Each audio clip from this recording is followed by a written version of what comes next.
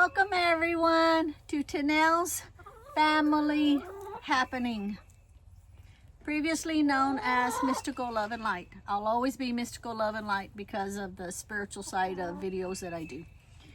I have a chicken down here pecking at my foot, which is also, when the chickens do that and peck at your feet, that's a sign of affection, that they like being around you.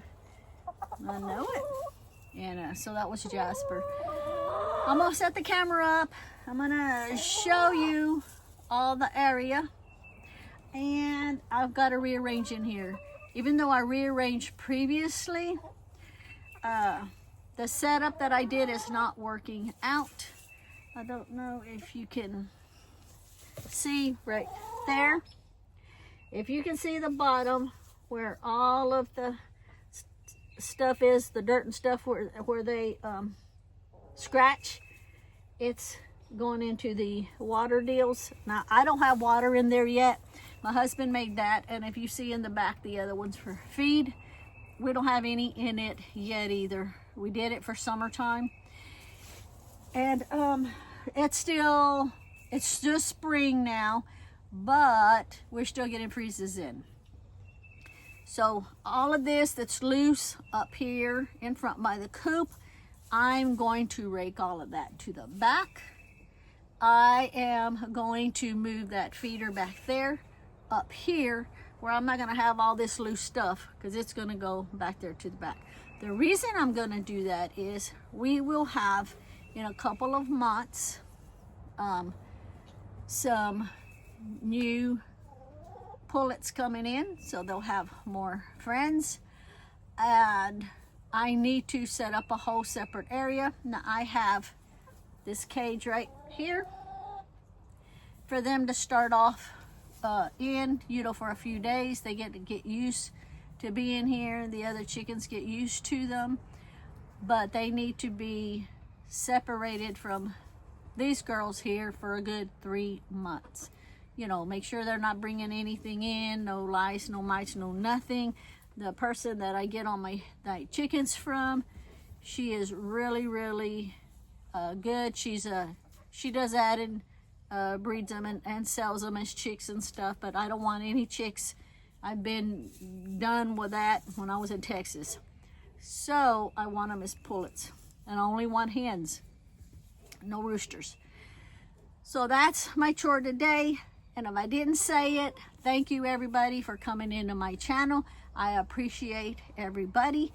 And while I'm here, I'll throw in, please subscribe, like, comment, the whole kit and caboodle. Now from this point on, when I get ready to go do all that, I didn't bother bringing the mic with me because I'm not going to bore you to death, because I have a lot to do in here.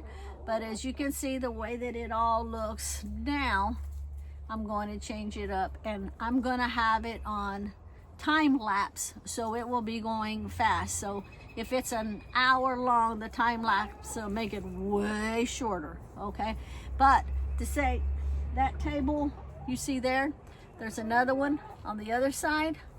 What I'm going to do is, since they'll be in this carrier crate here for a short time, while those two tables, when I move that feeder, trying to let you know so you'll know what I'm doing. When I move that up here, get the rake all this to the back. Those two tables I'm going to combine together, so the top of the table will be the roof. I'm going to put that carrier on the very end where I put the feed in the water. But my husband is going to, where I put the two tables, we're going to put the wire all the way around it, so they have like a longer run just for them. But I want it in the middle of this coop, so the other older hens here, I say older, they're only like 9 months old, but so that they can also be all around the other chickens. They won't make physical contact, but they'll get used to them. And then, so by the time I get ready to where I feel comfortable of letting them out with a flock later, I'll do it just like an hour at a time, put them back into the, and then, because they'll already be used to seeing them. It's just the pecking order thing, you know, make sure that everybody's okay. So that's what I'm gonna do.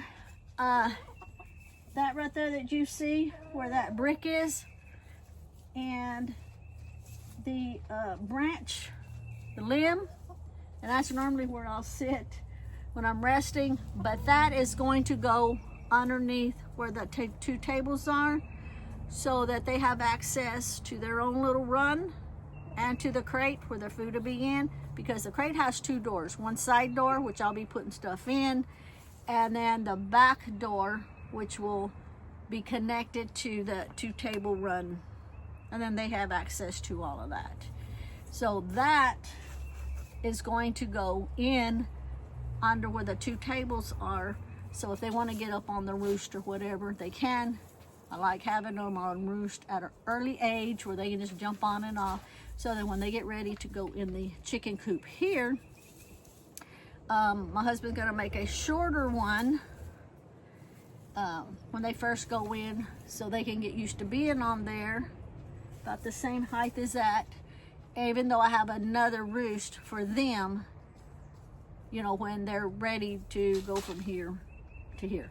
These all here, they have one in the back, and every one of them lines up on that same roost. I like to have them all even like that, so that one don't feel more important than the other, you know, not like this. I don't like the ladder thing, so I have them even. So anyway, I am gonna go ahead and get busy, and I'll time lapse it. And so once I get over there, then it'll be. Thank you again for coming in, and I'll see you in a minute.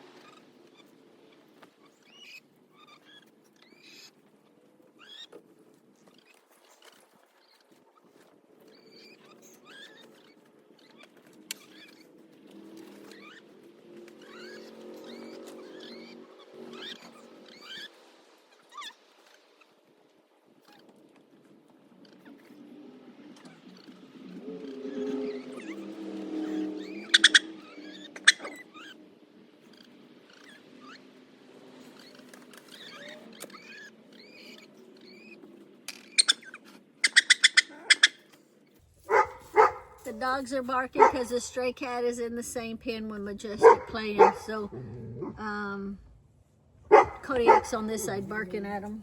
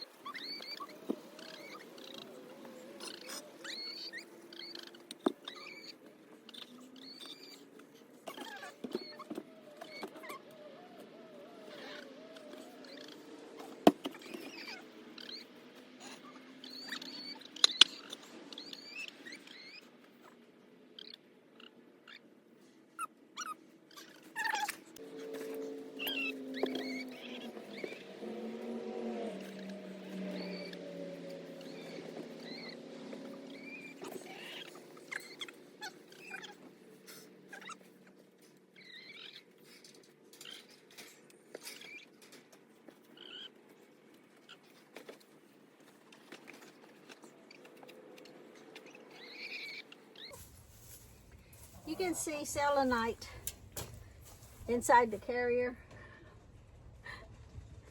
because when I had her healing, I had a separator, I put her in there. So now she just goes in there whenever.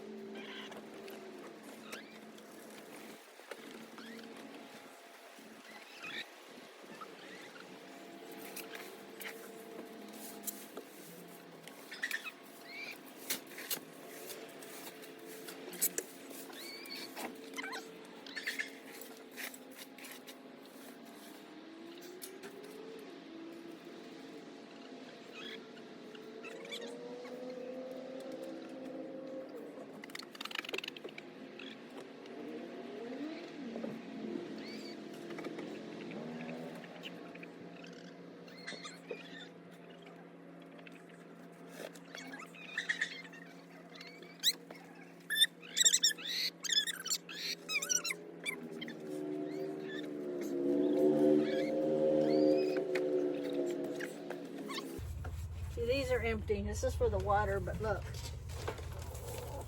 that's what they keep getting in there. So I'm gonna need to rake this out. Just look, I did that there.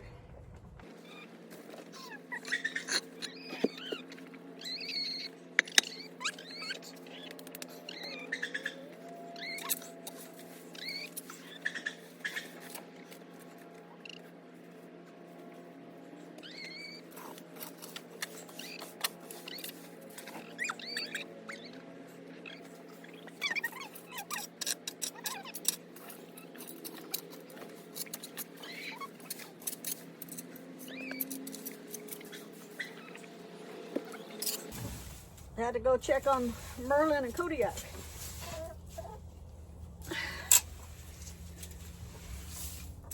Let me know if your cats do this around your dogs. So Merlin goes in the pen. You know, they have like an acre, so one patrols the front half, the other one patrols the back half of the chicken coop. So the chicken coop is surrounded where the dogs can protect the hens from anything getting in. Of course, there's an electric fence too, and then the wire fence, and then even though we got chicken wire here, there's another fence on the outside. But Merlin goes in there, and Kodiak and Majestic dig holes. They're Anatolian Shepherds, they dig holes. And then Merlin goes over each one and either pees or poops in each one, marking its territory inside their pen. Oh. Alrighty, let me get back to work.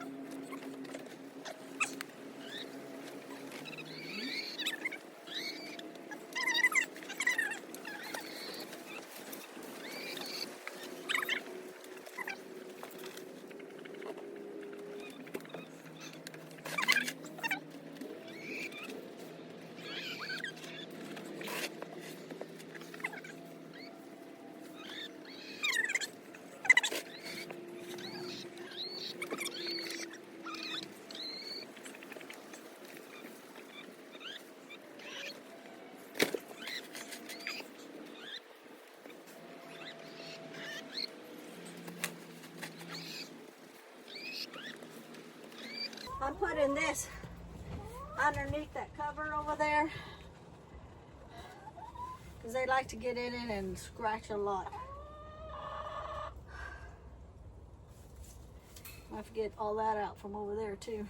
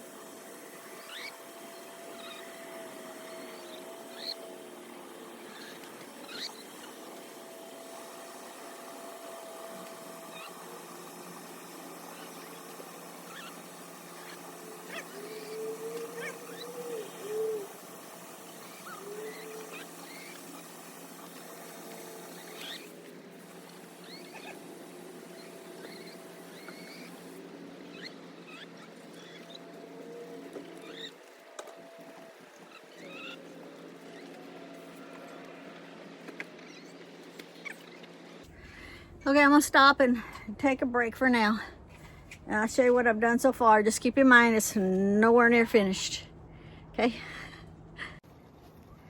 Okay, so as you can see, I'm moving a lot of this here where they like to scratch to the back section.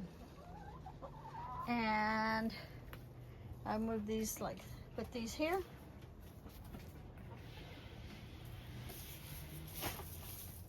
And the water. And this is going to be for the pullets when we get them. They'll be a couple of months old. I don't know, maybe 8-12 weeks old, something like that. So this is the door here that I'll put them in, and we're going to have, okay, you can see the table here. So this is going to be, we're going to use this and put the wire all the way around it. Let me get down here. And they have a little roost right there in the middle. So the wire's going to go all the way around on both of them. Now, anything else is kind of over there, just moved it out of the way for now. But this door here will be open. They can go in and out, but it will be wired across so they can't get out, and up here, up on top too. And that way they have plenty of room, and all the chickens, they can go all the way around.